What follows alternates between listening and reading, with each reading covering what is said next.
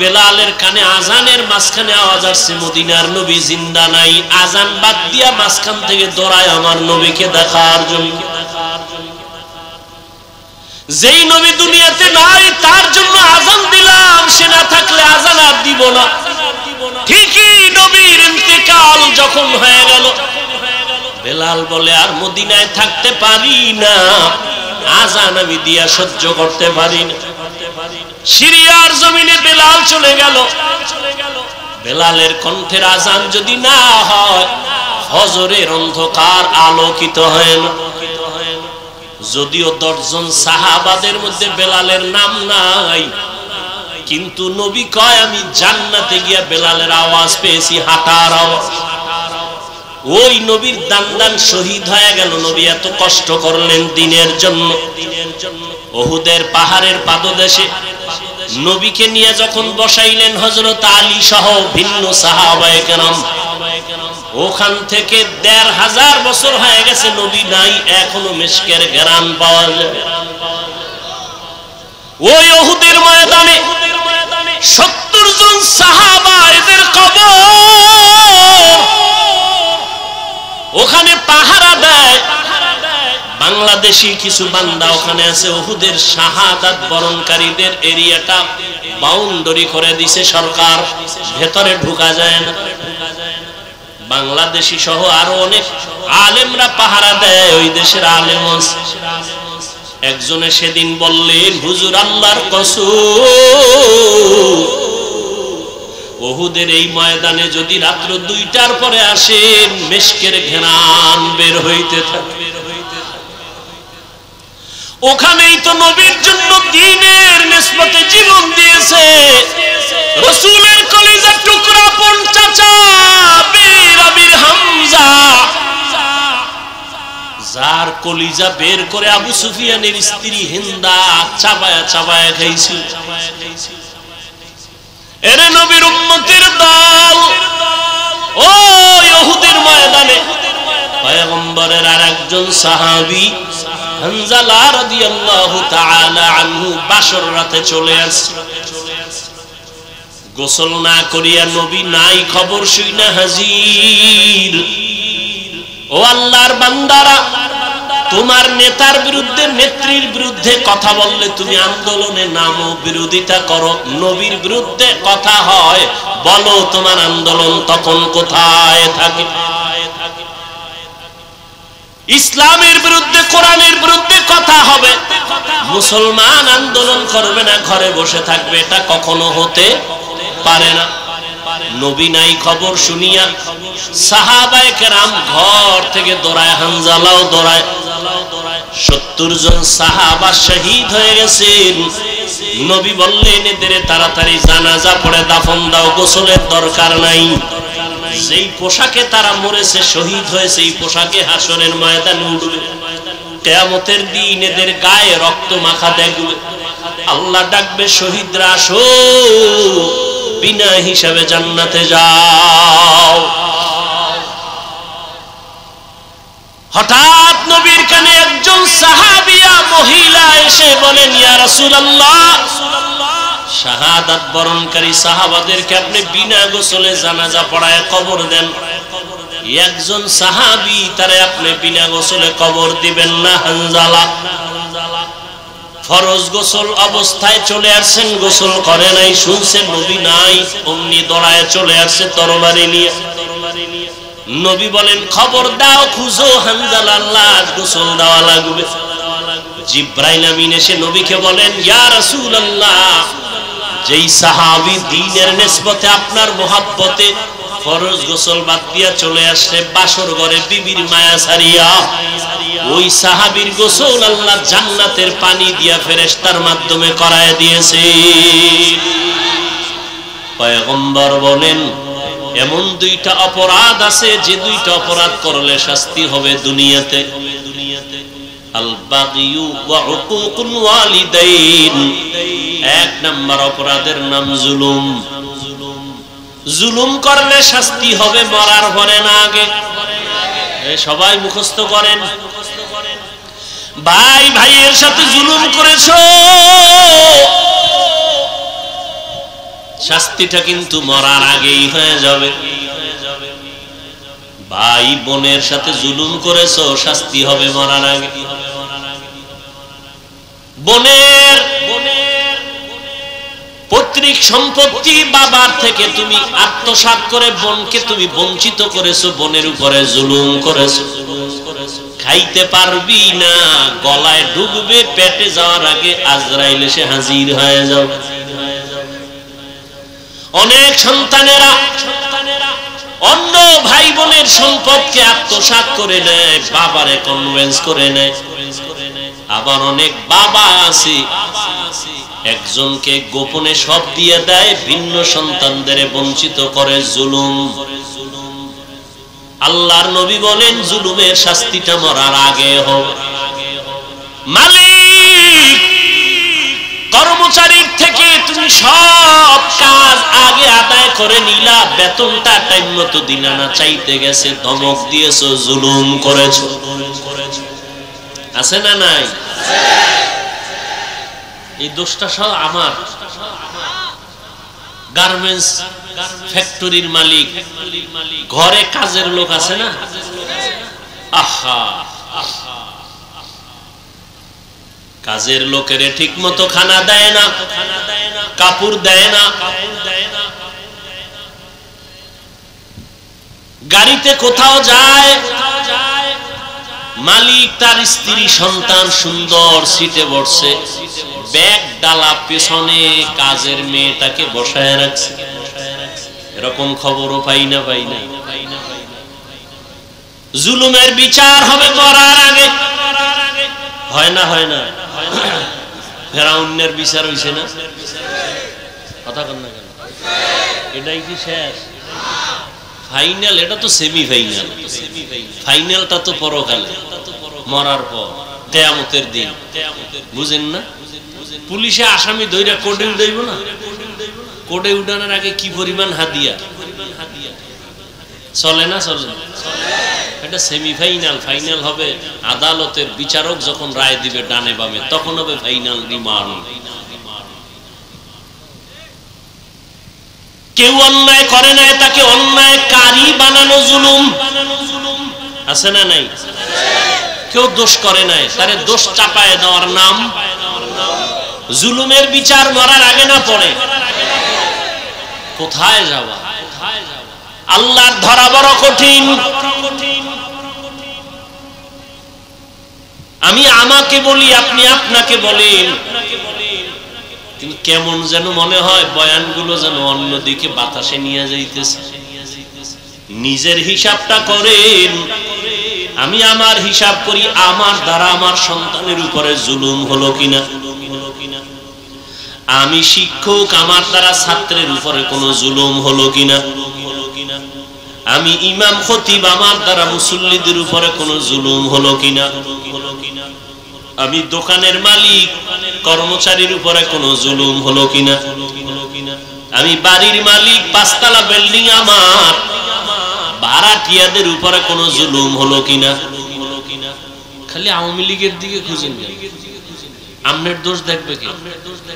বিএমপির দিকে মাথা ঘুরান কেন? আপনারটা আগে দেখেন।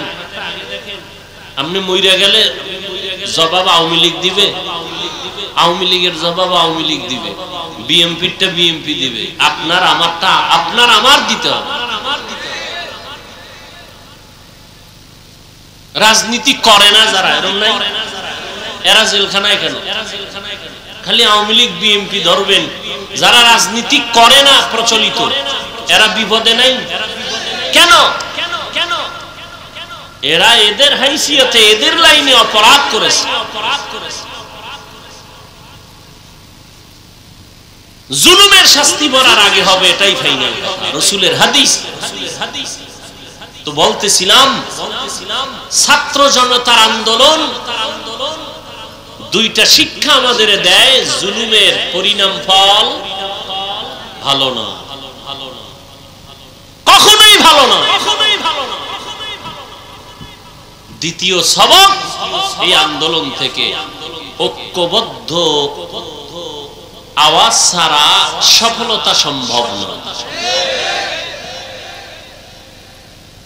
আওয়ামী লীগ বিএনপি বুঝি না, আজকে সব আলেম ওলামা এক হয়ে যাক, বাংলাদেশ নতুন সাজে সাজবে। হতে দিবে না এরকম বহু শয়তান ভেতরে ঢুকে আছে না নাই? ওই যারা ফেসবুকে লেখালেখি করে একজনের পক্ষে আর একজন আলেমের বিরুদ্ধে, এরা শয়তানের এক দলের অন্তর্ভুক্ত। আলেমের বিরুদ্ধে তুমি লেখলে কি হবে ইসলামের? বলো, ইসলামের কি লাভ হবে বলো? বরং তুমি আলেমদের মাঝে ফাটল তৈরি করার জন্য দায়ী। আর জানো উলামায়ে কেরামের একতাবদ্ধ শক্তি কত পাওয়ার। সবাই দিল থেকে আলেমকে মহব্বত করে, যখনই একতাবদ্ধতার মঞ্চের দিকে তাকায় তখন দূরে সরে যায়। না আপনারা এক নাই, আমরা কেমনে থাকি? তুলনামূলক কমে আসতেছে, কিন্তু ফেসবুক যতদিন বন্ধ না হবে। আমি ওলামাদের এক মজলিসে মক্কায় বসে মদিনায় বলছি, আলেমদের বিরুদ্ধে বয়ান করা আর ফেসবুকে লেখা যতদিন বন্ধ না হবে, মিটিং হবে, নাস্তা হবে, কিন্তু ঐক্য থাকবে না। কেউ কাউরে আসমানে উড়াইব, কেউ কাউকে জমিনের নিচে নিবে ফেসবুকে লেখার দ্বারা। এর দ্বারা দূরত্ব তৈরি হবে। কোনদিন মঞ্চে একসাথে বসবো ঠিক, একতাবদ্ধতার মেয়াদ থাকবে না। দোয়া করি, আপনারাও দোয়া করেন, উলামায়ে কেরাম সব এক হয়ে যায়, আল্লাহ তৌফিক দান করেন। সেক্ষেত্রে আপনারা দোয়া তো করবেনই, দোয়া করতে সমস্যা হলে অন্তত বরদোয়া করবেন না। আপনার বরদোয়া কবুল হবে কিনা সেটা পরের কথা, করবেন না। উপকার পারলে করেন, না হলে চুপ থাকেন, বিরোধিতা করিয়েন, ফায়দা নাই, লাভ নাই। ইসলামের কোনো উপকার নেই।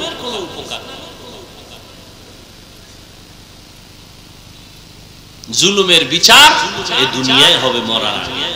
আল্লাহ জুলুম থেকে আমাদেরকে হেফাজত করেন।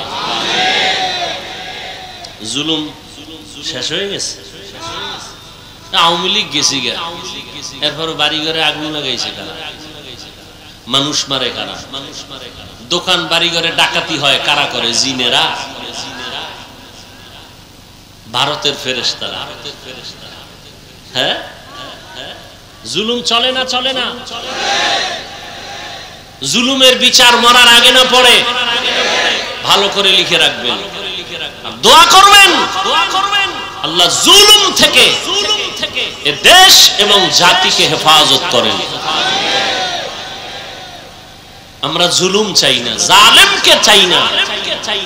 আমরা আখিরি নবীর মুহাব্বতের আদর্শের উম্মত চাই। প্রত্যেকটা ক্ষেত্রে কারোটা মানুষ দেখে, কারোটা দেখে না। আপনি ভাইয়ের সাথে জুলুম করতেছেন, মেয়ের সাথে জুলুম করতেছেন, বোনের সাথে করতেছেন, দোকানওয়ালা কর্মচারীর সাথে করতেছে, কেউ দেখে না। আল্লাহ তো দেখতেছেন।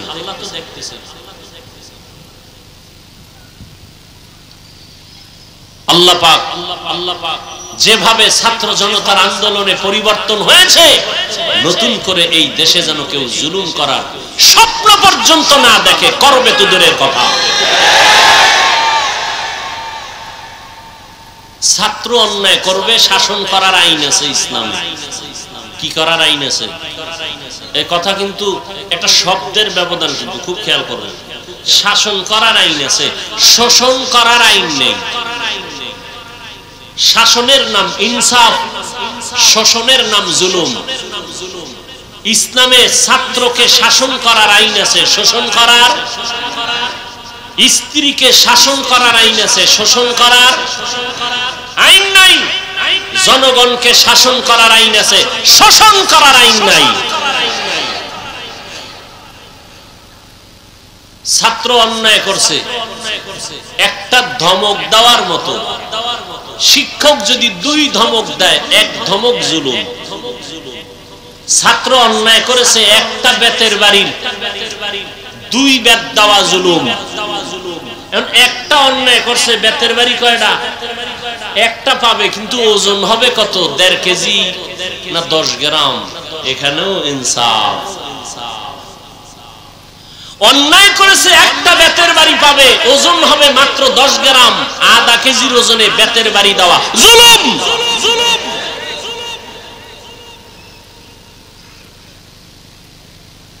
কয়না জমানা ফাইল দিয়ে গেছে, এখন আর ছাত্রকে শিক্ষক বেত দেওয়া লাগে না, ছাত্ররা উল্টা শিক্ষকের দিকে।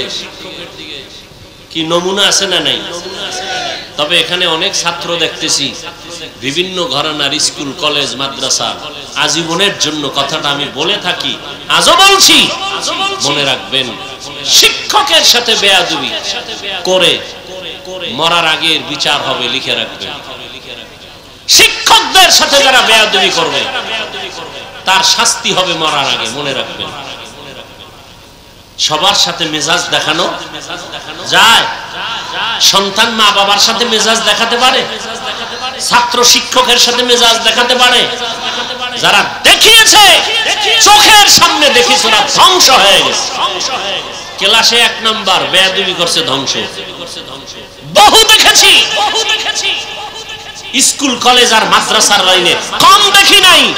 যদি কেউ প্রমাণ চান, হাতে ধরে দেখাতে পারবো। আল্লাহ ওই বেয়াদবির থেকে আমাদের হেফাজত করুন। পয়গম্বরের সাহাবী, প্রথম তিনি চাচাতো ভাই হযরতে আলী রাদিয়াল্লাহু তাআলা আনহু, নবীর কি দ্বিতীয় সিঁড়িতে গিয়া সাহাবী, তৃতীয় ধাপে গিয়া হযরত আলী নবী। বলেন না কেন? জামাতা। ওই হযরত আলী আল্লাহর শুকর আদায় করেন। নবীজি আলীকে পাইয়া, যে আলী 7 বছর বয়স থেকে 12 বছরের মধ্যেই, কেউ বলেন 10 বছর, কেউ বলেন 11 বছর, কেউ বলেন 8 বছর, কেউ বলেন 7 বছর, এই বয়সে নবীর হাতে হাত লাগায় কালেমাওয়ালা মুসলমান হয়ে গেছে। সুবহানাল্লাহ। হযরত আলী এতটাই আদবওয়ালা সাহাবী, রহমতের নবী বলেন, আনা দারুল হিকমাহ ওয়া আলীউন বাবুহা, আমি মুহাম্মদ হিকমত ও ইলমের ঘর, আর ওই ইলমের ঘরের দরওয়াজা আমার আলী। সুবহানাল্লাহ বলতে সন্দেহ?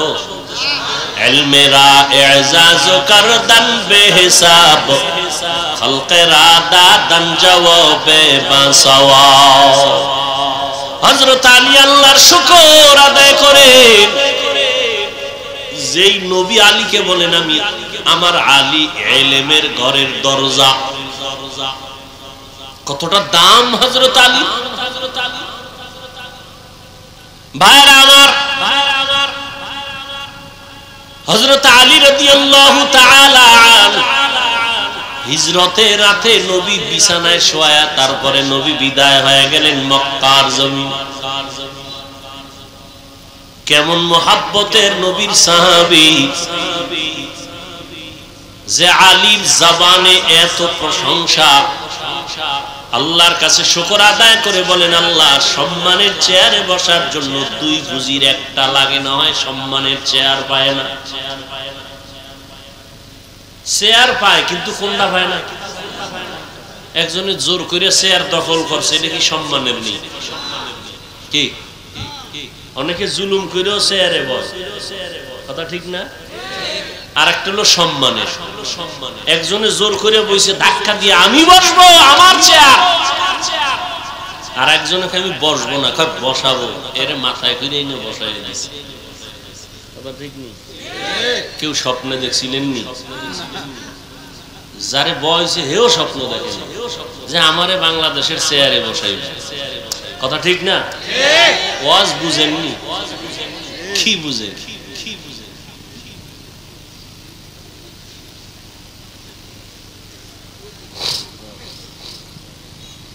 ভাইরা আমার, এরপরও কিন্তু ভয়, কারণ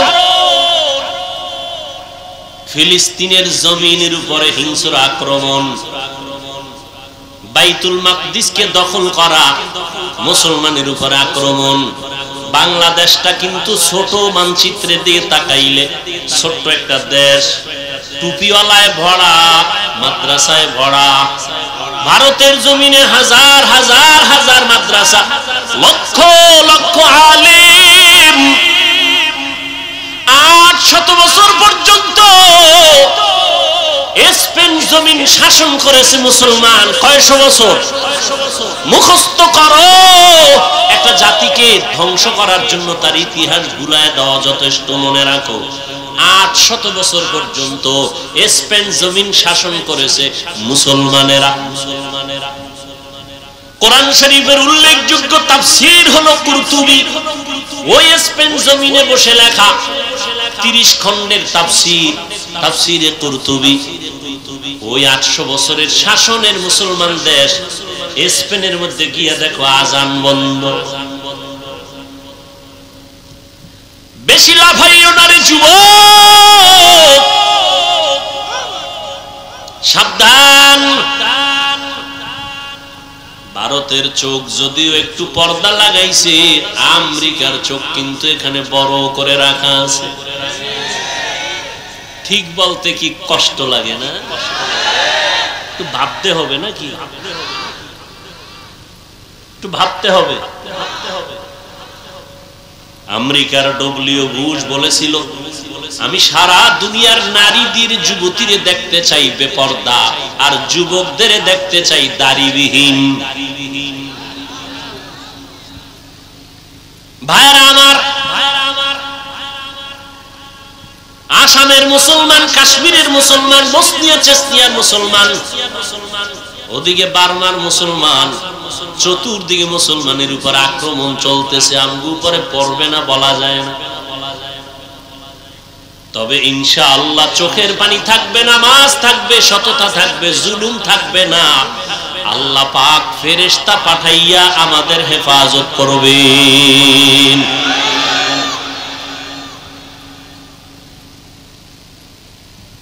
মক্কায় গেলাম, অনেক ছেলেরা আসলো, হোটেলে কাজ করে, এখানে কাজ করে, দেখা করার জন্য। আর শেষ সময় বলল, হুজুর জানেন না, এমনি তো রাষ্ট্রীয়ভাবে কাগজপত্রের কষ্টে আছে বিভিন্ন ভাবে।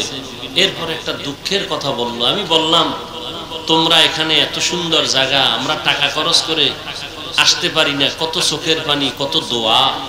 এরপরে আল্লাহ একটু নিয়ে আসেন। তোমরা তো এখানে থাকো, জামাতে 5 বেলার নামাজ হেরেমে পড়ো, রসুলের রওজায় যাও।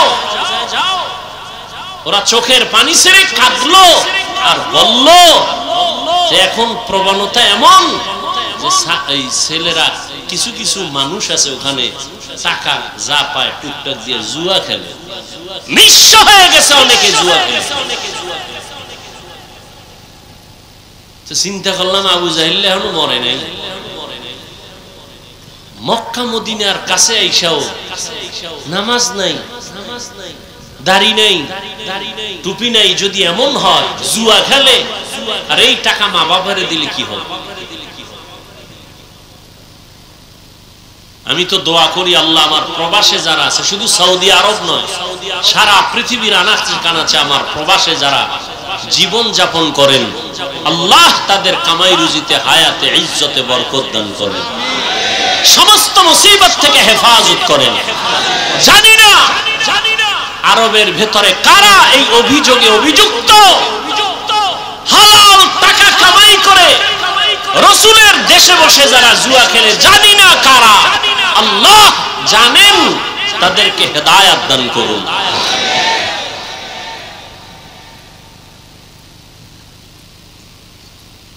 হ্যাঁ, হযরত আলী রসুলের এত আদরের সাহাবী, সম্মানের জন্য দোয়া করলেন, ও আল্লাহ, 2 পুঁজির একটা লাগে সম্মানের চেয়ারে বসার জন্য। একটা পুঁজির নাম হলো শিক্ষাগত যোগ্যতা, ইলম, আর একটা পুঁজির নাম হলো সম্পদ, টাকা পয়সা। একটা লোক কলম দিয়ে দস্তখত দিতে পারে না, এরপর সবাই চেয়ার আগায় দেয়, কিও কয় আমগো দেশের দানবীর। আছে না নাই? সমাজ সেবক, অনেক টাকার মালিক, আর একজন কোন টাকা নাই, তাকে সম্মানের চেয়ার আগায় দেয় কেন? বলে আমার স্কুলের হেডমাস্টার। শিক্ষিত মানুষ। হযরত আলী বলেন, ও আল্লাহ, দুই পুঁজির আসলটা আমাদের দিবেন, কি? ইলম দিয়েছেন, টাকা পয়সা দেন নাই। মিয়া, নবীজি দোয়া করলে কবুল হইতো না? সেই নবী খন্দকের যুদ্ধে গিয়া পেটে পাথর বাঁধলেন। মদিনাতুল মুনাওয়ারার পার্শ্বে খন্দক। সাহাবায়ে কেরাম নিয়া গর্ত খনন করলেন। নবী ওই কাজে হাত দিলেন।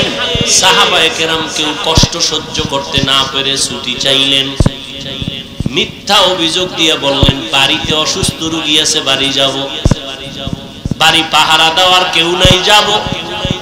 জিবরাইল আইসা বলে, নবীদের অন্তরে নিয়ত খারাপ, কষ্ট, এই জন্য মিথ্যা কথা বলে যেতে চায়, এদের অন্তরে নেফাকি।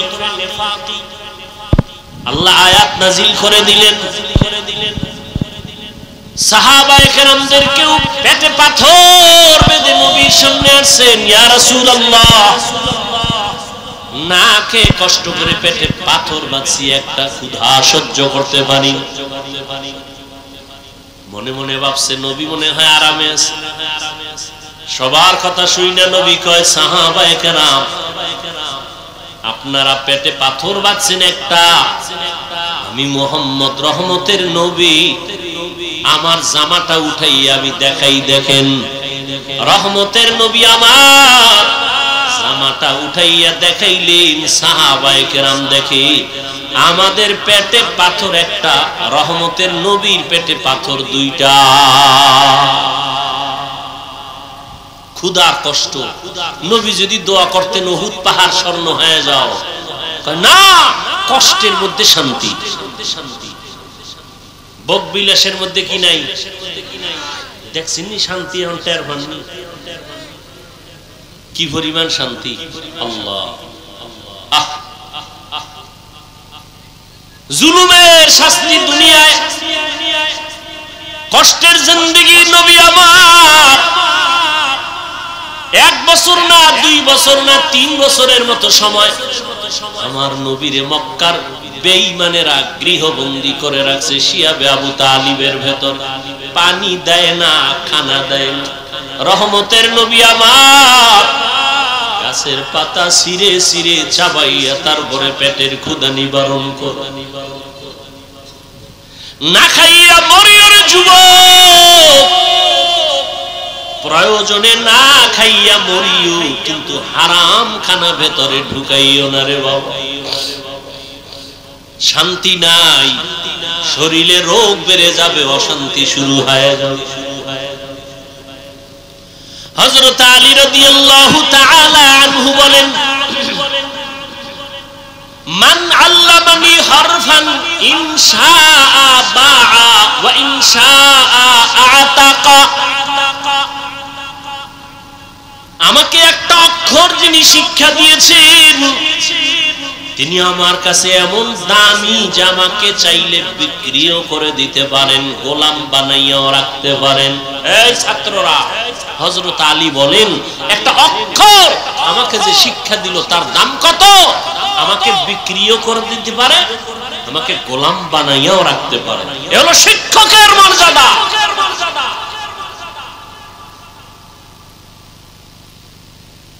কিন্তু আমরা অনেক সময় দেখতে পাই কিছু বেয়াদবি আচরণ, আর এর পরিণাম ফলে দুনিয়াতেই সে ধ্বংস হয়ে যায়। ও ছাত্র ভাইরা, আল্লাহর মোহাব্বত নিয়ে বলছি, কারো পারলে উপকার করবেন, না হয় চুপ থাকবেন। বেয়াদবি যেন না হয়, ক্ষতি যেন না হয়। নবীজি বলেন, মান তাওয়াযা লিল্লাহ রাফাআহুল্লাহ। যে ব্যক্তি আল্লাহর জন্য নিজের ছোট বানায় দেয়, আল্লাহ তার মর্যাদা বাড়ায় দেয়। রাহমাতুল লিল আলামিন এমন আদর্শ নিয়ে দুনিয়াতে আসলেন যেই মক্কার মানুষ ছিল পৃথিবীর নিকৃষ্ট লম্পট চরিত্রহীন খারাপ। ওই জায়গায় আমার নবীকে আল্লাহ পাঠাইলেন। মক্কা নগরীর মানুষের মতো খারাপ মানুষ জমিনে আর ছিল না। ওই জায়গায় শ্রেষ্ঠ আদর্শের নবীর আল্লাহ পাঠায় দিলেন। 13 বছরের মেহনতে মক্কার মানুষগুলো জান্নাতি মানুষ হয়ে গেছে। মাত্র 13 বছরের মেহনত, নবী একটা গালি দেন নাই, কিচ্ছু বলেন নাই, সুন্দর ব্যবহার, সুন্দর আচরণ। আল্লাহ পাক আমার নবীকে এমন দয়ার নবী করে পাঠাইলেন। নবী আইসা দেখে মক্কার মানুষ এতটা খারাপ, কন্যা সন্তানদের এরা পছন্দ করে না, নারীদের সমাজের বোঝা মনে করে, বিধবা নারী পছন্দ করে না। বাবা ছেলে হইলে খুশি হয়, মেয়ে হইলে মুখ কালা করে বেজার হয়।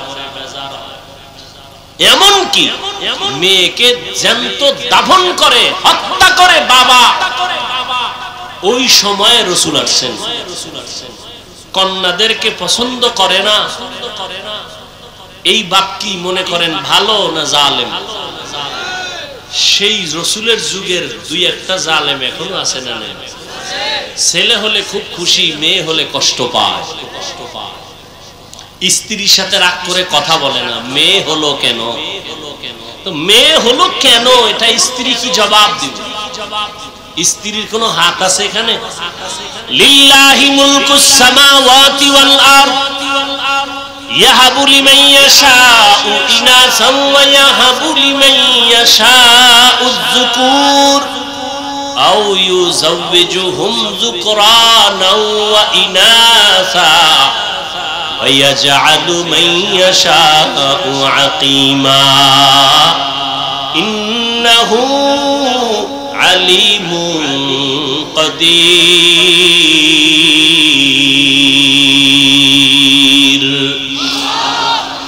আসমান জমিনের মালিকানা কার? আল্লাহ বলেন আমার ক্ষমতা সব, আমি চাইলে কাউকে ছেলে দেই, কাউকে মেয়ে দেই, কাউকে দোনোটা দেই, কাউকে কোনোটাই দেই না। ক্ষমতা কার?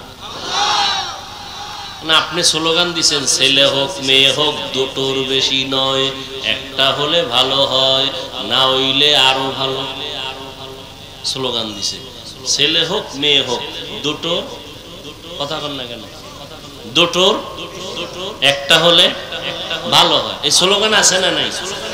এই স্লোগান যেদিন থেকে শুরু, আমার মাওলার কুদরত সেদিন থেকে শুরু। সেদিন থেকে একসাথে দুইটা, একসাথে তিনটা, একসাথে 4 সন্তান। মা মরছে না, মা এখনো তাজা। একসাথে 4 সন্তান আছে না নাই? সন্তানও সুস্থ, মাও। ছেলে হোক মেয়ে হোক দুটোর বেশি নয়, একটা হলে ভালো হয়, না হইলে আরো ভালো। এটা বাইতুল মুকাররমের খতিবের স্লোগান, মক্কা মদিনার ইমামের স্লোগান, তা আমেরিকার স্লোগান, পশ্চিমা বেঈমানের স্লোগান, ইহুদি খ্রিস্টানদের স্লোগান। এই স্লোগান দিয়ে পরে আবার ট্যাবলেটও দিয়ে দিছে, খাও, নিয়ন্ত্রণ করো। কি নিয়ন্ত্রণ? জন্ম নিয়ন্ত্রণ। নিয়ন্ত্রণের ক্ষমতা কার হাতে? আল্লাহ পাক বলে দেখ, সেই 20 বছর আগের নিয়ন্ত্রণের ট্যাবলেট খাওয়ার পরে আমগো সোনার বাংলায় জনসংখ্যা কি পরিমাণ কমলো? মাইনাস না প্লাস? ট্যাবলেট কই, স্লোগান কই? আমরা হুজুরেরা বাড়াইছি না, এখানে ময়দানে সব হুজুর নি, এই যুবককে পাঠাইছি। এক কথায় আল্লাহর সাথে পাল্লা দিয়া কেউ আগাই নমরুদ দিয়ে পারছেনি? আল্লাহরে মাইরে ফেলাইলে কেসা খতম। নমরুদ কথা আল্লাহরই মারি, তীর ধনুক নিয়ে রেডি আল্লাহকে মারবে। গুলি মারছে, ধনুক ধনুক। আল্লাহ কয় ওয়া কারু ওয়া মাকারাল্লাহ ওয়াল্লাহু খায়রুল। তীরের আগায় রক্ত লাগে গেছে, নিচে আইয়া কয় দেখছো নি আল্লাহরে মাইরা ঠাক জায়গায় শেষ করে দিছে এই যে রক্ত। এত পাওয়ারফুল নমরুদ, ওরে মারার জন্য কোন বাহিনী লাগছে? বলেন এই জালেমরে শেষ করছে একটা অসুস্থ মশা, সাথে জুতা মোবারক। ঠিক নি? মাথার ভিতরে গিয়ে মশা আশ্রয় নিছে, ফাঁকে ফাঁকে একটা মিস কল দেয়। নমরুদ্দের চান্দি গরম। কত কবিরাজ, কত আয়ুর্বেদিক, কত ডাক্তার, ঔষধ, কোনটাই মাথা ঠান্ডা হয় না। হঠাৎ করে জুতার সাথে মোলাকাত, মাথা হিমেল হয়। নমরুদ কারে? আমার ভাইয়ের ভিতরে যে ঔষধ আছে আমি তো জানি না, জুতা লাগাইলি মাথা ঠান্ডা। যত একটু বাড়ি মারে আরো ঠান্ডা, বাড়ির পাওয়ার ওজন বাড়ায় দেয় আরো ঠান্ডা। এই জুতার বাড়ি দিলেই মাথা ঠান্ডা। কেমন সান কপাল! এই কপাল কি সবার হয় না? আল্লাহ মাঝে মাঝে জুতার সাথে মোলাকাত করায়, সান কপাইল্লা দেয়। বুশের গালে জুতা লাগছে, সাংবাদিক বলে কাইফা হাল, ডোন্ট মাইন্ড। জুতা খায় কেমন লাগলো? বলে কিচ্ছুই মনে হয় না, এটা আমার গণতান্ত্রিক অধিকার। নমরুদ্দে জুতার বাড়ি দিলে মাথা ঠান্ডা। কেমন কপাল আর কেমন ঔষধ! এটা তো আর কোনো বানানো ঔষধ না, আমাদের ইতিহাস তো ইসলামে আছে। এখানে জুতার বাড়ি কে দিবে? আলাদা কর্মচারী রাখো, বেতন দিয়ে, কামি হইলো বেতন নিবে, জুতার বাড়ি না। জুতার বাড়ি দেয় একজন, দেয় বাথরুমে যাওয়া লাগবে না তো? স্যার আমি বাথরুমে যাবো, আর একজন রাখতে হবে, আমি একা পারি না। এবার ডবল কর্মচারী, ওর কাজ কি? জুতার বাড়ি। নমরুদ্দের ডাক দিয়ে কয় যত জোরে মারবি বাড়ি, বেতন বাড়ায় দেয়। আল্লাহর কুদরত কত কঠিন! আল্লাহ চাইলে মুহূর্তে সব কিছু করে দিতে পারে। মুহূর্তে, জীবনে কল্পনা যা হয় নাই আল্লাহ তা করে দিতে পারে। আমরা এখন আনন্দে নাচতেছি, কি নাচতেছি না? আমরা যদি আবার সীমা লঙ্ঘন করি, তা আমাদের কল্পনায় নাই আল্লাহ এমন কিছু করে দিতে পারেন না? পারেন না। যেমন এই বাইতুল মাকদিস, ফিলিস্তিনের ইতিহাস আমি ছাত্রদের ক্লাস করাই। 100 বছর পর্যন্ত বনি ইসরাইল এত চালাক, মুসা নবী, ঈসা নবীর উম্মত, একদল ইহুদি আর একদল খ্রিস্টান। আল্লাহ এদের দিলেন নিয়ামত, নবীদের দেশ বাইতুল মুকাদ্দাস। এরা জুলুম শুরু করলো, নবীর গায়ে হাত তুললো। যেই জাতি নবীর গায়ে হাত তুলে, যেই উম্মত আলেমদের বিরুদ্ধে যায়, ওদের অভিশপ্ত জীবন নেমে আসে মুহূর্তের মধ্যে। যে যুগে নবী নাই, ওই যুগে উম্মতের পথ প্রদর্শক উলামায়ে কেরাম, সেই আলেমদের উপরে যখন কারো হস্তক্ষেপ হবে, তখন এটা আসমান থেকে ফয়সালা নেমে আসবে। আল্লাহ দেখান না? দেখেন না? আপনাকে চৌক আছে দেখার মতো? আছে। থাকলে কোনোদিন আলেমদের বিরুদ্ধে লিখবেন না, বলবেন না। কোন আলেমকে কখনো বয়ান দিতে যাবেন না। খবরদার, এইভাবে করেন, ওইভাবে চলেন, আলেমকে এই চালাকি করে বয়ান দিতে যাবেন না। আপনি পথ প্রদর্শক নয়, উলামায়ে কেরাম পথ প্রদর্শক, ওয়ারাসাতুল আম্বিয়া। তারা নিয়ামত পাইয়া এত খুশি, এরা জুলুম করা শুরু করছে। এইবার আল্লাহ আরেক জালেমের ওদের মাথায় চাপায় দিছে। এবার মজা বুঝ। এজন্য আমি বলবো, যাই করেন না কিছু, জুলুম যেন আপনার থেকে, আমার থেকে প্রকাশ না পায়, সাবধান। যেই সমাজে জুলুম হয়, ওই সমাজে আর শান্তি থাকে না, আর বিচারের ফয়সালা আসমান থেকে চলে আসে। নমরুদের ফয়সালা হয়ে গেল। রহমতের নবী এমন এক টাইমে আসছেন, কন্যাদেরকে হত্যা করে নবী এসে নারীদের জন্য রহমতের চাদর বিছায় দিলেন, আর বললেন আমি শুধুমাত্র মক্কা আর মদিনার নবী না, আমি দু জাহানের সরদার, সমস্ত জগতের জন্য আমি নবী। আমার একটা ছেলে নাই, আমি 4 কন্যার বাবা। কয় কন্যার বাবা? নবীর ছেলে আছে, ছোটবেলা আল্লাহ দিছিলেন, নিয়ে গেছেন। এবার চিন্তা করেন, আপনার ছেলে একটা আছে, আপনি তো মনে করেন আপনার শক্তি বেড়ে গেছে। নবীর একটা ছেলেও নাই, নাই তো নাই।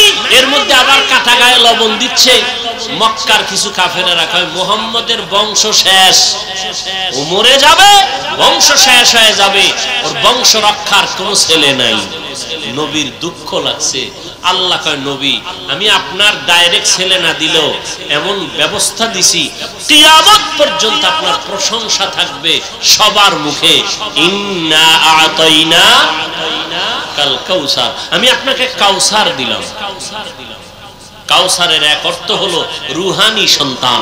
যদিও নবী ঔরাত জাত, সন্তান নাই, কিন্তু গোটা দুনিয়াতে ১৫০০ বছর পরেও রুহানি সন্তানের অভাব নাই দুনিয়াতে। আজও রাসূলের বিরুদ্ধে কথা বলে কেউ নিস্তার পায় না। রুহানি সন্তানেরা মাথা উঁচু করে আন্দোলনে নেমে পড়ে। রাসূলের দুশমনরা কেউ মাথা উঁচু করে দাঁড়াতে পারে না, কোরআনের বিরুদ্ধে কথা বলে দাঁড়াতে পারে না, ইসলামের বিরুদ্ধে কথা বলে দাঁড়াতে পারে না, কিয়ামত পর্যন্ত পারবে না ইনশাআল্লাহ। এমন রহমতের নবী বলেন আমি 4 কন্যার বাবা। আর কন্যার বাবাদেরকে বলে দিলেন, এই কন্যার বাবারা, একটা কন্যা পেয়েছো তো একটা জান্নাতের মালিক হয়ে গেছো। সুবহানাল্লাহ। না, 2টা কন্যা পেয়েছো, 2টা জান্নাতের মালিক হয়ে গেছো। তার মানে যারা কন্যা পাইছো তোমার ঘর রহমতে ভরপুর হয়ে গেছে। তাসলিমা কয়, নারীদের উপরে আল্লাহ জুলুম করছে, আল্লাহ বড় জালেম। দেখেন কি পরিমাণ অপরাধের কারণে দেশেও আর থাকার কোনো সুযোগ। ভাইরা আমার, আল্লাহ পাক নবীর মাধ্যমে মক্কা নগরীটাকে এত সুন্দরভাবে সাজায় দিলেন। ওই আদর্শ আজকে যারা পালন করে ১৫০০ বছর পরে আজও তারা শান্তিতে আছে, সম্মানে আছে। নবী বলেন আমি 4 কন্যার বাবা। ও কন্যার বাবারা, একটা কন্যা যদি পাও একটা জান্নাতের মালিক হয়ে যাবে। কন্যাদের অধিকার আল্লাহ বাড়ায় দিলেন নবীর মাধ্যমে। রহমতের নবীর 25 বছর বয়স। রহমতের নবী হিসাবে কত পাওয়ার। আবার আল্লাহ তাকে আলাদা স্পেশাল পাওয়ার দিলেন, নবীকে আলাদা। 25 বছরের কালে নবীর কত পাওয়ার যৌবনের। এই যুবকেরা, নাস্তিকদের জানায় দাও, 25 বছরের যুবক আমার নবী, তার শক্তি কত, যৌবনের পাওয়ার কত। যুবকেরা টের পাওনি? কি টের পাবো? মোবাইলে সব শেষ, সবগুলো হারবালের রোগী হয়ে গেছে, সবগুলো। 25 বছরের যুবক, ফুটন্ত গোলাপের মতো চেহারা, আর চেহারা সব কার্টুন হয়ে গেছে, কার্টুন। সারাদিন কার্টুন দেখতে দেখতে আর মোবাইলে সারা রাত সজাগ থেকে উল্টা পাল্টা রাস্তায় ঘুরতে ঘুরতে শরীর শেষ, যৌবন শেষ, জীবন শেষ, চেহারার মধ্যে কোনো নূর নাই। কে বলবে এই কথা? কে বলবে এই কথা? আর ওদিকে ওপেন চ্যালেঞ্জ দিয়ে রাখছে বাসের সাইনবোর্ডে লাগায়। উনি এমন বেহায়া, নির্লজ্জ।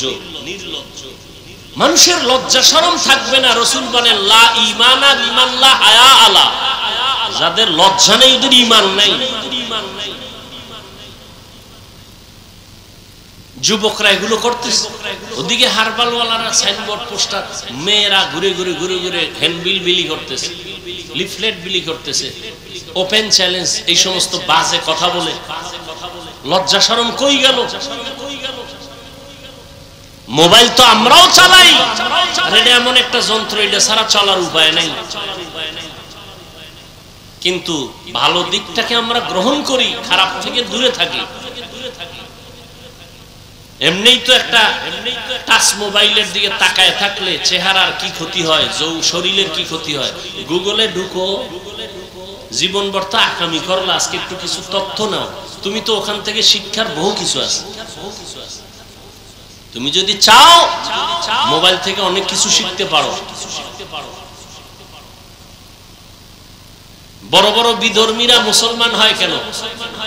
ওরা গবেষণা করতে করতে দেখে আল্লাহর খোঁজ পেয়ে যায়, যেন একজন সৃষ্টিকর্তা আছেই। না হয় এই যে কান্না করি, চোখ থেকে কি পরিমাণ পানি বের হয়, এই পানি কোথায়? হ্যাঁ, এগুলো চিন্তা করার বিষয়। দাড়ি ছিল না, হঠাৎ দাড়ি উঠতেছে, বাড়তেছে, চামড়া কাটো তো ভিতরে এগুলি কি পেঁচানো আছে কিনা, ওটা লাইন মতো বাড়তেছে, কেটে দেখবা কিচ্ছু নাই, অথচ বাড়তেছে। মহিলারটা তো বাড়ে না। তুমি গাভীর থেকে দুধ নাও 20 কেজি, কালকে সকালবেলা গাভীর ওলানটা কেটে দাও, দেখো তো কয় কেজি বের হয়। আর কেজির মেয়া গুল্লি মারেন, এক ফোঁটা আসবে নি। চিন্তা করেন তো, অথচ 20 কেজি দুধ 5 মিনিটে আপনার পাত্র ভরে যায়। আপনি ওলানটা কেটে দেন, এক ফোঁটা দুধ আসবে না। খায় ঘাস, বের হয় সাদা পিওর দুধ। রাসূল বলেন দুধ পান করো গাভীর, বরকত। কিতাবে দেখছি দুধ পানের মধ্যে 10টা রোগের ঔষধ আছে। এতটা দামি গাভীর দুধ, অথচ ওলান কেটে ফেলবেন, দুধ নাই। আল্লাহর কুদরত। এজন্য আল্লাহ কোরআনে বলেন ওয়াফি আনফুসিকুম আফালা তুবসিরুন, তুমি নিজের মধ্যে তাকাইয়া কি তুমি দেখো না আমি আল্লাহর কুদরত কেমন? মাইকে কথা বলতেছি, বিদ্যুতের চার্জ, ব্যাটারির চার্জ চলে যায়, আর জিব্বা নামের মেশিন দিয়া যে কত কোটি কথা সাপ্লাই দিলাম এই বয়সে, একদিনও তেল লাগলো না, পেট্রোল অকটেন কিছুই লাগলো না। গাল ব্যথা করে, মাথা ব্যথা করে, কপাল ব্যথা করে, চোখ ব্যথা করে, ঠোঁট ব্যথা করে, জিব্বা নামের মেশিন কখনো ব্যথা করে না। বড় কঠিন। প্রধানমন্ত্রী বক্তব্য দিবেন, টিম গঠন করে লিখে দাও কি বক্তব্য দিব জাতির সামনে, 5 মিনিটের বক্তব্য লিখে দাও। যদি ভুল ভাল বলে ফেলি তো মানুষ আমার উল্টা হয়ে যাবে। আর আমরা ঘন্টাকে ঘন্টা প্রতিদিন বয়ান করি, ফজরের পরে বয়ান, আসরের পরে বয়ান, মাগরিবের পরে বয়ান, এশার পরে বয়ান, 12 মাস অনবরত কথা ডায়েরিতে লিখে আনি নাই, মুখস্থ করে আসি নাই। কি বয়ান আজকে এই এলাকায় করব তাও মুখস্থ করে আসি নাই, কিন্তু একের পর এক কথা বের হচ্ছে, টাইম মতো ঘুম নাই। এই সফর করে আসার পরে শুধু ঘুম আর ঘুম, শুইলেই ঘুম। এরপরে যে বয়ান করতেছি, একটা কথা যদি উল্টা পাল্টা বের হইয়াই যায়, বন্ধু আমার দুশ্মনে পরিণত। কেউ আমারে সাজাইয়াও দেয় নাই। এইভাবে আগামীকাল বয়ান, প্রত্যেকদিন বয়ান, 12 মাস। ঘুম টাইম মতো হয় না। তোমরা যখন ঘুমাও তখন আমরা গাড়িতে, রাস্তায় থাকি। এরপরেও দুই একটা কথা একটু স্লিপ হয়ে যায়, আর সেই সমস্ত দুই একটা কথা নিয়ে যদি কোনো উম্মত আমাদের বিরুদ্ধে লেখালেখি করে, ওর মতো আলেমের দুশ্মন কুলাঙ্গার জমিনে আর দ্বিতীয় কেউ হতে পারে না। ঘন্টাকে ঘন্টা কথা বলতেছি, লেখা নিয়ে আসছি, কি মনে হয় মুখস্থ করে আসছি যে আজকে এত এই কয়টা কথা বলবো? এ কুদরত কা, এর মধ্যে দুই একটা ভুল অনিচ্ছায় হতে পারে।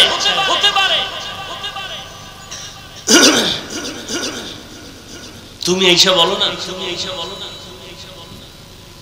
তুমি এত বড় বুদ্ধিজীবী, লাকুম দীনুকুম ওয়ালিয়া দিন, বুখারীর হাদিস কইয়া লাইছো। হ্যাঁ, ঈদের নামাজের জানাজা বানায় লাইছো, আছে না নাই? হ্যাঁ, আল্লাহ আমাদের হেদায়েত দান করে। কষ্ট হইতেছে, আর একটু সামনে আগাবো, ঘুমাবা নয়তো ঘরে মোবাইলই চালাবা, আর কি হবে। হায় হায় হায় ওয়ামা আরসালনাকা ইল্লা রাহমাতাল লিল আলামিন।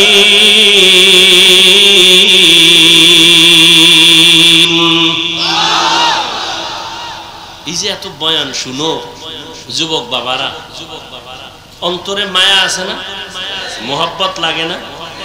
এই বয়ান তো কোরআন থেকে বলতেছি, রসুলের থেকে বলতেছি, সেই কোরআন কেন পড়ো না? কোরআনটা কেন বুকে লাগাও না? আরবের দেশে যাও, দোয়া করি আল্লাহ সবাইকে একবারও যদি হয় বাইতুল্লাহ রসুলের রওজায় যাওয়ার তৌফিক দান করেন। আমিনও কয় না, পুরাটা কও, আল্লাহুম্মা আমিন। মনে চাইনি? মদিনা যাইতে পারলাম না, মদিনা দেখতে পারলাম না, মদিনা যাইতে পারলাম না। আমি অসহায় তাই এত দূরে রই, শুধু সালাম জানাই, মদিনা যাইতে পারলাম না, মদিনা দেখতে পারলাম না। আরবের ভিতরে যাও, ওরা যারা গাড়ি চালায় ড্রাইভার, ওরাও কোরআন পড়ে, গাড়ি চালক অবস্থায় চালক চালাইতেছে আর তেলাওয়াত করতেছে। মিশরের জমিনে গিয়ে দেখো, ইউসুফ নবীর দেশ, মাঠে ময়দানে চাষাবাদের কাজ করে জবানে সুন্দর তেলাওয়াত চলতেছে। আমার মাওলার কোরআন এত সুন্দর, এটা শুনতে যেমন মজা, দেখতেও তেমন মজা, পড়তেও তেমন মজা। কেন বাবা কোরআনটা বুকে লাগাও না?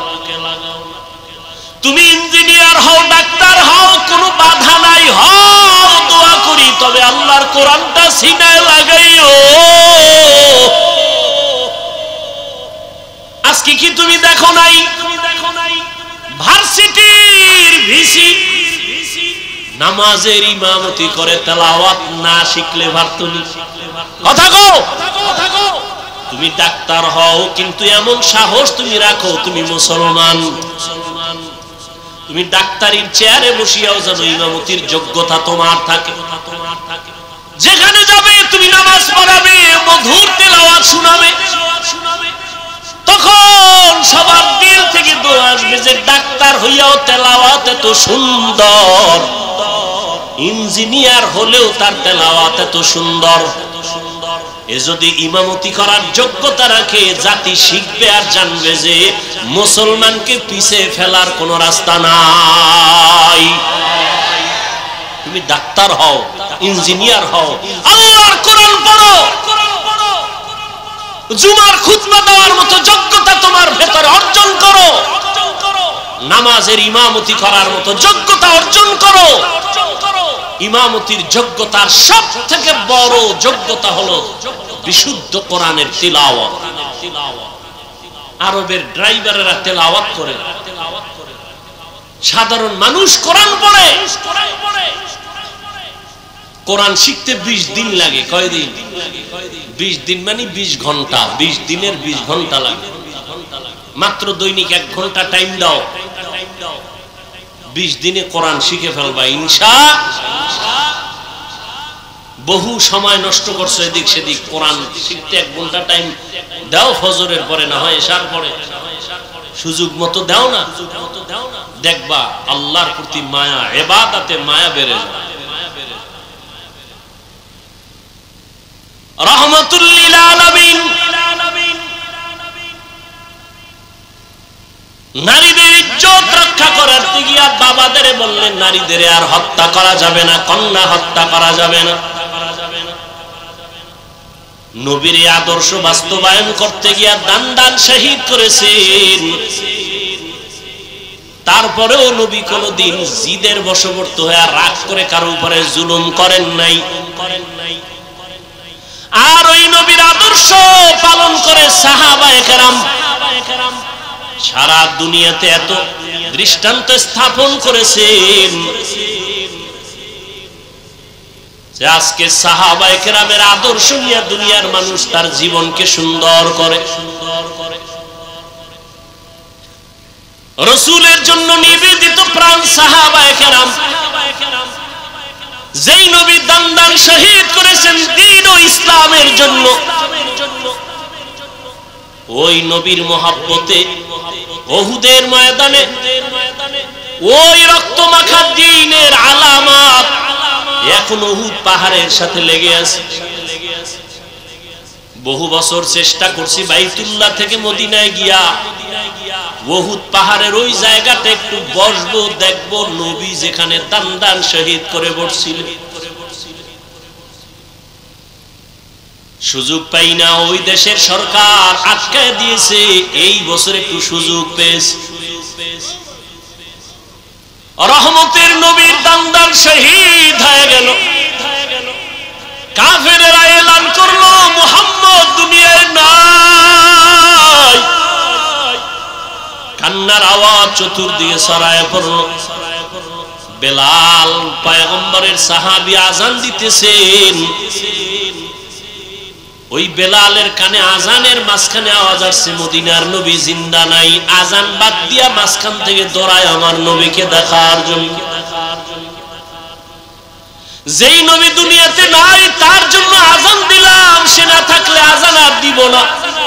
ঠিকই নবীর ইন্তেকাল যখন হয়ে গেল, বেলাল বলে আর মদিনায় থাকতে পারি না, আজান আমি দিয়া সহ্য করতে পারি না। সিরিয়ার জমিনে বেলাল চলে গেল। বেলালের কণ্ঠের আজান যদি না হয়, ফজরের অন্ধকার আলোকিত হয় না। যদিও 10 জন সাহাবাদের মধ্যে বেলালের নাম নাই, কিন্তু নবী কয় আমি জান্নাতে গিয়া বেলালের আওয়াজ পেয়েছি, হাঁটার আওয়াজ। হৃদয়টাকে এত পবিত্র পরিশুদ্ধ করেছে। ও যুবক, তুমি স্কুলে পড়ো, কলেজে পড়ো, তুমি ডাক্তারি পড়ো, ইঞ্জিনিয়ারিং পড়ো, হৃদয়টারে পরিষ্কার করো, নেফাকি দূর করো। আল্লাহর কোরআনের নূর সিনায় ঢুকাও। কোরআনওয়ালা উলামায়ে কেরামদের মহব্বত অন্তরে জায়গা করে নাও। বেয়াদবি আচরণ থেকে নিজেকে বাঁচাও।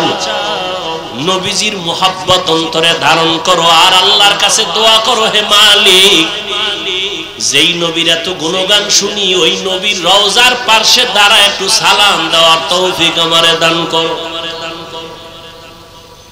ওই নবীর রওজায় গেলে চোখের পানি ধরে রাখা যায় না।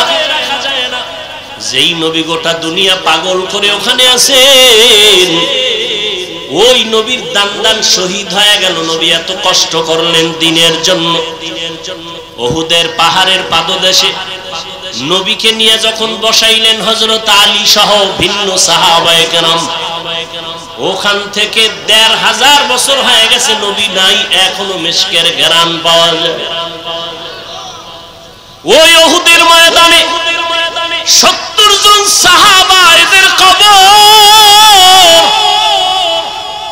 ওখানে পাহারা দেয়। বাংলাদেশি কিছু বান্দা ওখানে আছে। উহুদের শাহাদাত বরণকারীদের এরিয়াটা বাউন্ডারি করে দিছে সরকার, ভেতরে ঢোকা যায় না।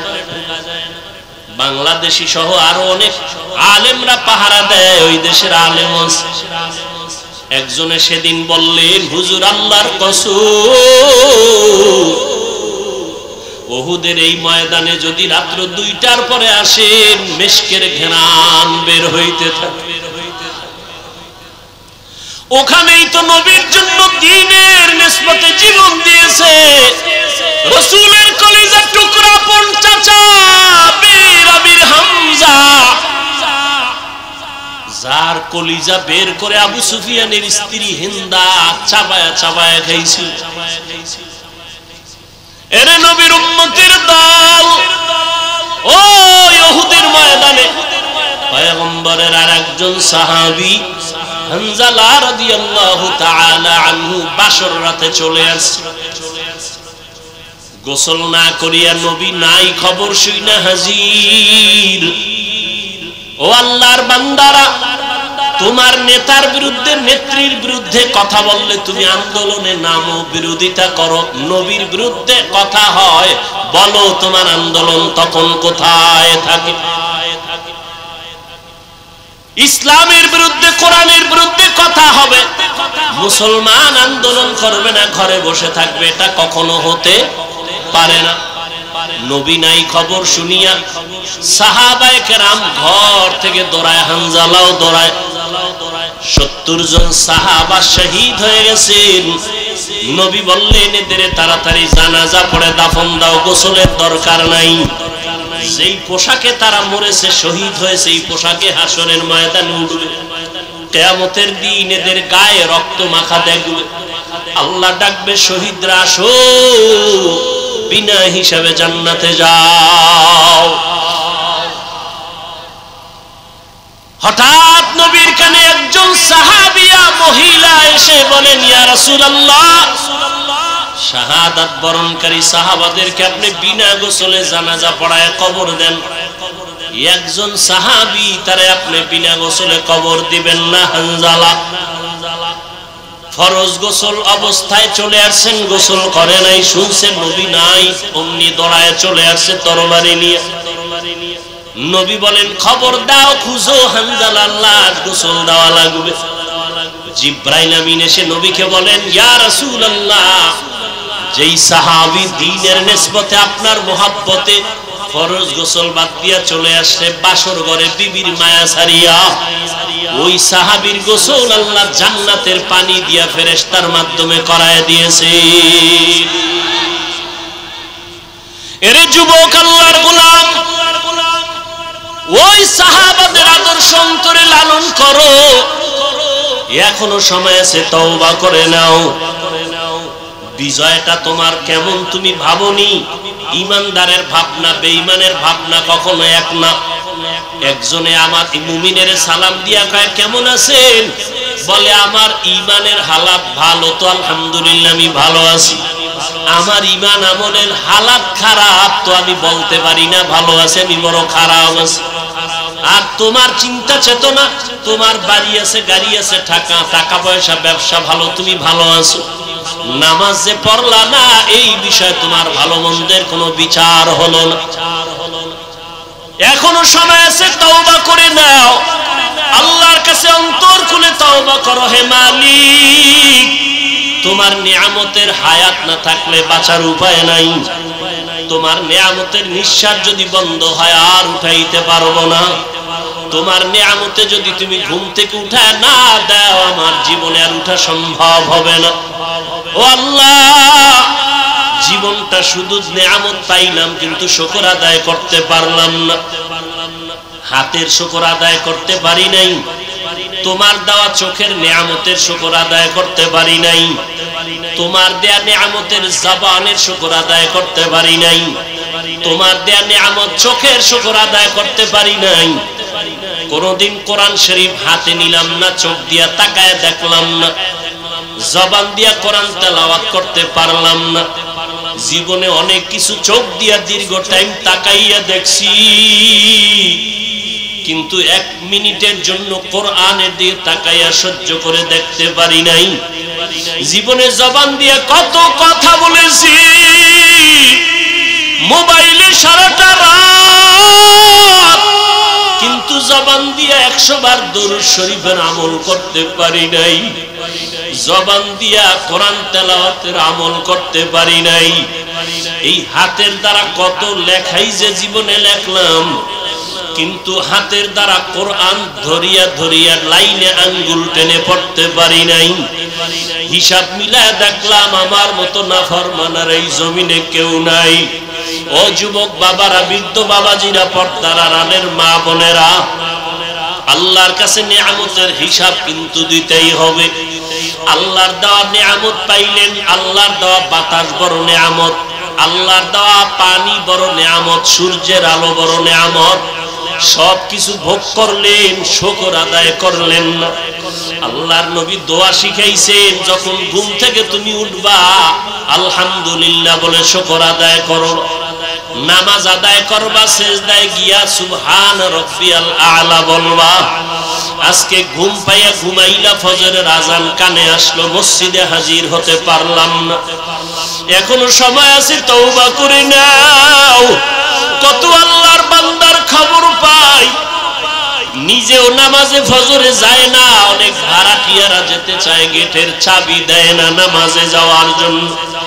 ও হতভাগা কপাল পোড়া ঘরের মালিক, এখনো সময় আছে, পায়ে হাত রেখে বলি তওবা করে ফিরে আসো। তোমার ঘরের ভাড়াটিয়া এমন হওয়া চাই যে 5 বেলার নামাজে জামাতে যাবে। এমন একজন কর্মচারী তুমি বাড়ির মধ্যে রেখে দাও, কাজের মানুষ, যে তোমার ভাড়াটিয়াদেরকে 5 ওয়াক্ত নামাজে ডাকবে, চলো নামাজের সময় হয়ে গেছে।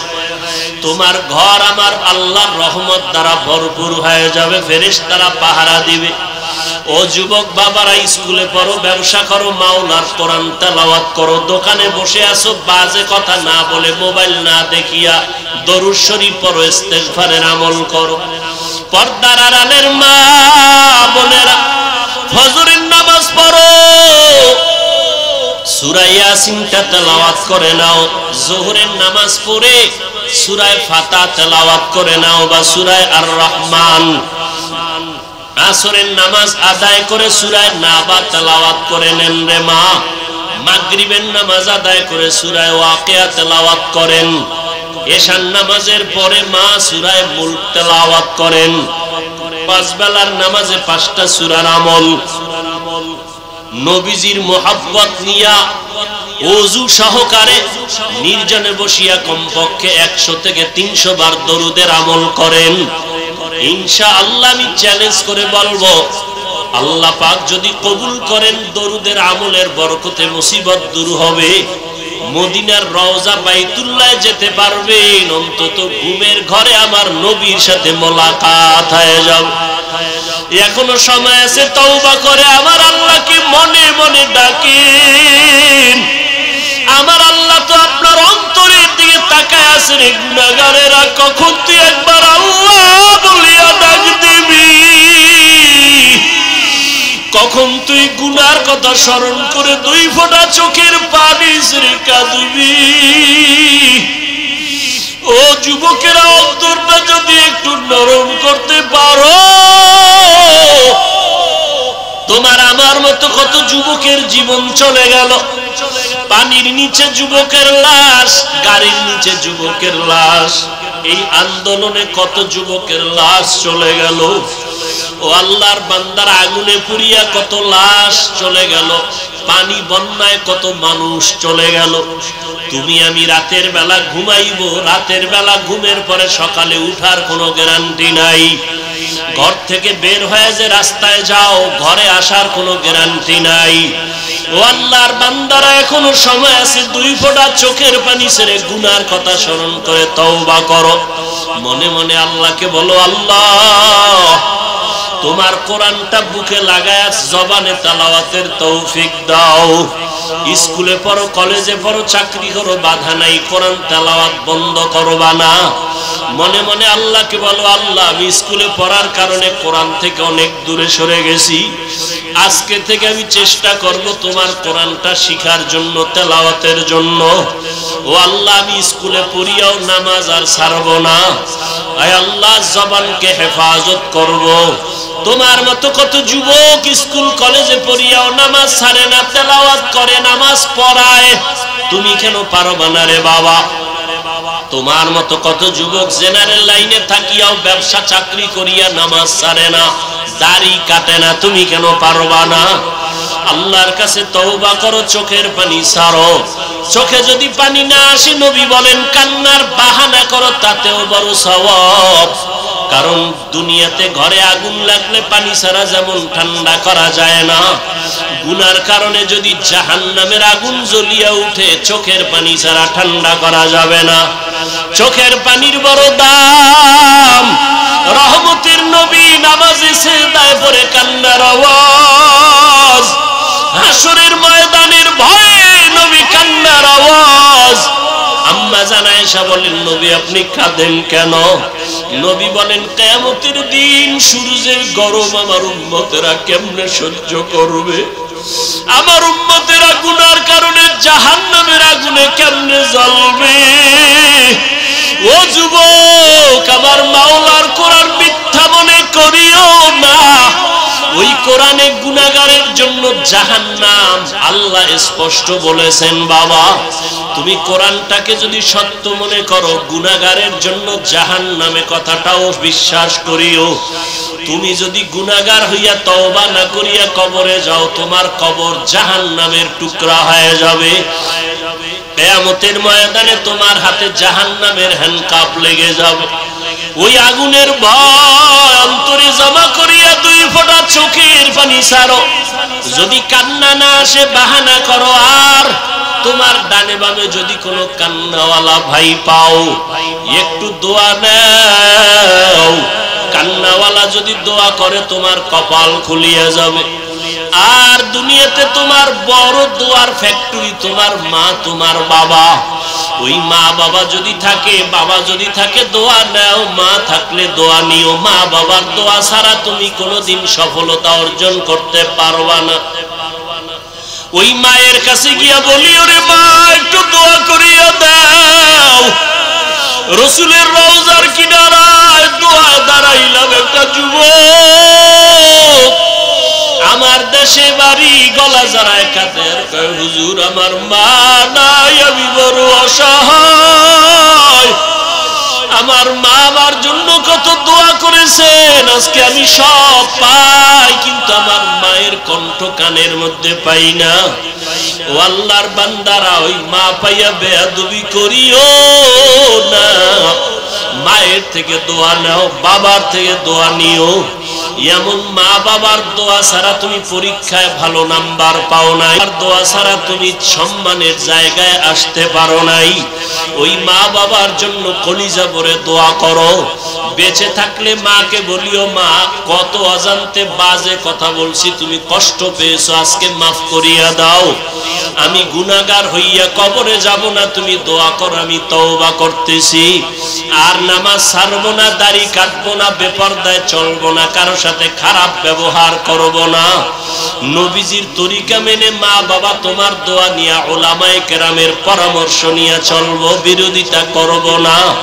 তওবা করার মতো যদি কারো অন্তর তৈরি হয়, তওবার খাঁটি নিয়ত যদি থাকে, 2 হাত আমার আল্লাহকে দেখায়া দাও। আয় আল্লাহ আমাদের হাতগুলো কবুল করে নেন। আয় আল্লাহ আমরা গুনাহ থেকে তওবা করতেছি, আর গুনাহ করব না। আয় আল্লাহ আপনার নাফরমানি করব না। উলামায়ে কেরামের পরামর্শ নিয়ে, মা বাবার দোয়া নিয়ে চলবো। আমাদের তওবা কবুল করে নেন। নবীজির সুন্নাত অনুযায়ী চলার তৌফিক দান করেন। তওবার উপরে মজবুত হয়ে চলার তৌফিক দান করেন। আমিন। আলহামদুলিল্লাহি রাব্বিল আলামিন। والصلاة والسلام على سيد الأنبياء والمرسلين وعلى آله وأصحابه أجمعين يا أرحم الراحمين يا أرحم الراحمين يا أرحم الراحمين رب ارحمهما كما ربياني صغيرا اللهم إنك عفو كريم تحب العفو فاعف عنا اللهم إنا نسألك رضاك والجنة ونعوذ بك من سخطك والنار اللهم إنا نسألك رضاك والجنة ونعوذ بك من سخطك والنار উদয়ার মালিক গুনাহের বোঝা নিয়ে আপনার দরওয়াজায় হাত তুলেছে কত উলামায়ে কেরাম, কত দাড়িওয়ালা মুরব্বী হাজী সাহেব, কত ব্যবসায়ী, কত চাকরিজীবী, কত যুবক, কত ছাত্র ভাই, কত মা বোনেরা আপনার দরওয়াজায় হাজির। আয় আল্লাহ, আপনি যেদিন দুনিয়ায় পাঠাইছিলেন কত আনন্দিত ছিল আমার মা বাবা। আজকে গুনার কারণে আমার জীবনটা বড় নাপাক হয়ে গেছে। আয় আল্লাহ, গুনার কারণে চোখে পানি নেই, দিলটা গুনার কারণে পাথর। আয় আল্লাহ, আমার ডানে বামে কত আপনার গোলামরা কান্না করে চোখে পানি। আমার কপাল বড় খারাপ, আমার চোখে পানি নাই। গুনার কারণে আমার হাত না পাক, আমার জিহ্বা না পাক, আমার চোখ না পাক, আমার অন্তর না পাক। আয় আল্লাহ, তওবার নিয়ত করেছি আর হাতের দ্বারা গুনাহ করব না। আয় আল্লাহ, চোখের দ্বারা গুনাহ করব না, জবানের দ্বারা আর গুনাহ করব না রে আল্লাহ। অন্তর থেকে তওবা করতেছি। আয় আল্লাহ, অন্তরের কল্পনার গুনাহের থেকে বাঁচতে চাই, হাতের গুনাহ থেকে বাঁচতে চাই, চোখের গুনাহের থেকে বাঁচতে চাই। মরণের তো আর সময় মনে হয় বাকি নাই। চোখের সামনে আমার মতো কত যুবকের লাশ। আয় আল্লাহ, এমন একটা দিন নাই যে লাশের খবর পাই না। মনে করছিলাম বুড়া হওয়ার আগে বুঝি মরব না, অথচ আমার মতো বহু যুবক চলে গেল। আয় আল্লাহ, গুনাহগার হইয়া কবরে যাইতে চাই না। কোরআনে গুনাহগারের যে শাস্তির বয়ান আপনি করেছেন, রহমতের নবী যে জাহান্নামের বয়ান করেছেন, ওই কবরে দুই পার্শ্বের মাটির ছাপ, কবরে জাহান্নামের আগুনের গরম, হাসরের ময়দানে জাহান্নামের গরম, সূর্যের গরম সহ্য করতে পারবো না। আয় আল্লাহ, আপনি আমাদেরকে খাঁটি তওবা করার তৌফিক দান করেন। আয় আল্লাহ, গুনাহ মুক্ত হইয়া চলার তৌফিক দান করেন। আয় আল্লাহ, মাহফিল আপনি কবুল করে নেন। আয়োজনকারী, সহযোগিতাকারী, দান সদকাকারীদের কবুল করে নেন। এলাকায় শান্তি দান করেন আল্লাহ। ব্যবসা করে, চাকরি করে, বরকত বাড়ায়া দেন। আয় আল্লাহ, আমার কলিজার প্রত্যেকটা যুবকের দিনের খাদেম বানায়া দেন। আয় আল্লাহ, পর্দার আড়ালের মা বোনদের আবেদা পর্দানিশী বানায়া দেন। আয় আল্লাহ, মুরব্বীদের হায়াতে বরকত বাড়ায়া দেন। সারা দুনিয়াবাসীকে মাফ করে দেন। আয় আল্লাহ, মুসলমানের ইসলামের হেফাজতের ব্যবস্থা করে দেন। বাংলাদেশ শান্তির দেশ বানায়া দেন। আয় আল্লাহ, বন্যায় যারা দুনিয়া থেকে বিদায় হলো, বিভিন্ন ভাবে অ্যাক্সিডেন্টে যারা চলে গেল, তাদের জান্নাত দান করেন। যারা অসুস্থ আছে কুদরতের দ্বারা সুস্থ করে দেন আল্লাহ। আয় আল্লাহ, যারা অসহায় মুসিবতে আছে কুদরতের দ্বারা শান্তির জিন্দেগি দান করেন। আয় আল্লাহ, আমাদের পরস্পরে হিংসা দূর করে মোহাব্বত বাড়ায়া দেন। উলামা আহলে হকের এক বানায়া দেন। উম্মতের অন্তরে মোহাব্বত বাড়ায়া দেন। নবীজির সুন্নাতওয়ালা জিন্দেগি দান করেন। আয় আল্লাহ, ঘরে ঘরে সুন্নতের বাতি জ্বালায়া দেন। সহিভাবে সবাইকে কোরআন পড়ার তৌফিক দান করেন। 5 ওয়াক্ত নামাজি বানায়া দেন। আয় আল্লাহ, সবাইকে দ্বীনের খাদেম বানায়া দেন। আয় আল্লাহ, মিথ্যা মামলা থেকে মুক্তির সবাইকে ব্যবস্থা করে দেন। জালেমদের জুলুম থেকে সবাইকে হেফাজত করেন। আয় আল্লাহ, চলার পথে ইজ্জতের সাথে হেফাজত করেন। আওয়াজে কথায় রুহানিয়াতে স্পষ্টতা বাড়ায়া দেন। উলামা তোলাবা উম্মতের অন্তরে ইজ্জত মুহাব্বত বাড়ায়া দেন। আয় আল্লাহ, ইলম হিকমত আমলে বরকত দান করেন। আয় আল্লাহ, নবীজির রওজায় গিয়া সালাম দেওয়ার তৌফিক দান করেন। বাইতুল্লাহর গিলাফ ধরে লাব্বাইক বলার তৌফিক দান করেন।